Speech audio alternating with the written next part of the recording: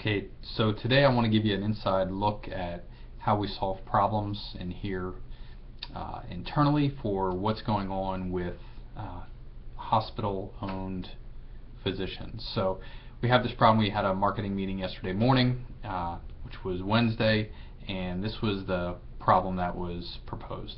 Our external marketing person who goes around, hand delivers progress notes, discharges, initial examination reports, she is being more and more blocked by the local hospital-owned or employed physicians.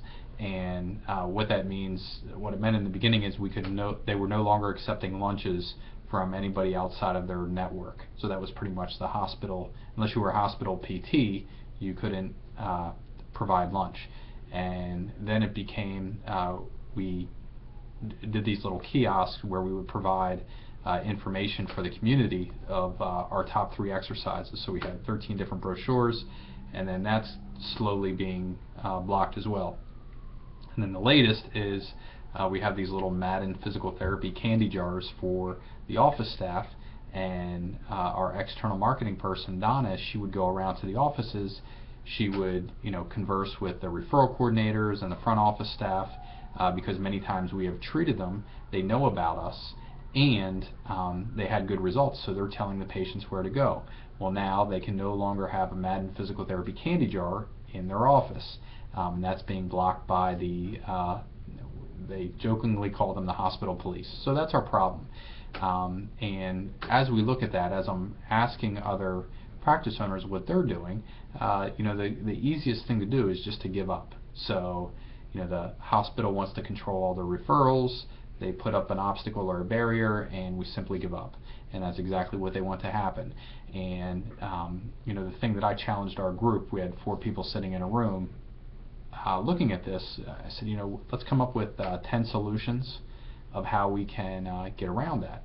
So, obviously we can mail, which we're continuing to do, and I don't know if they're eliminating our mail before it ever gets to the referral coordinator or before it ever gets to the referring physician, but that may be happening, unless it's a progress report or something like that, which gives us a pathway to communicate.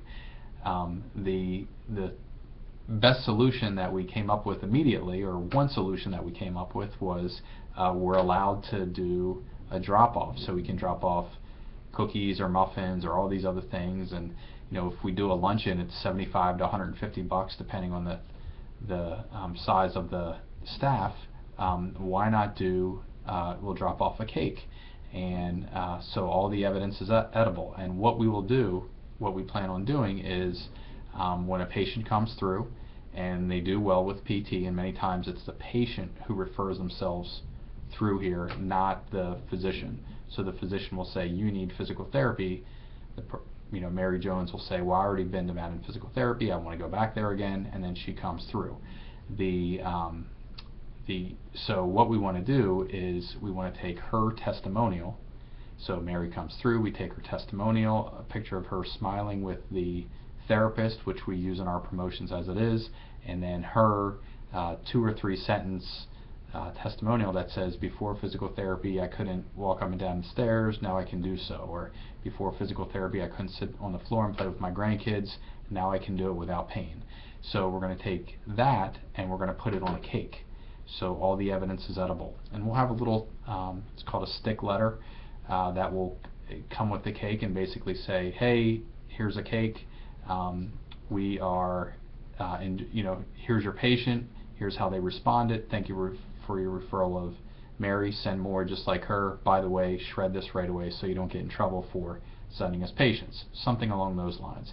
But I just want to give you an idea that you don't have to give up when those barriers are put up in place, and there are things that you can do to circumvent that and still communicate with the physician. Talk to you tomorrow.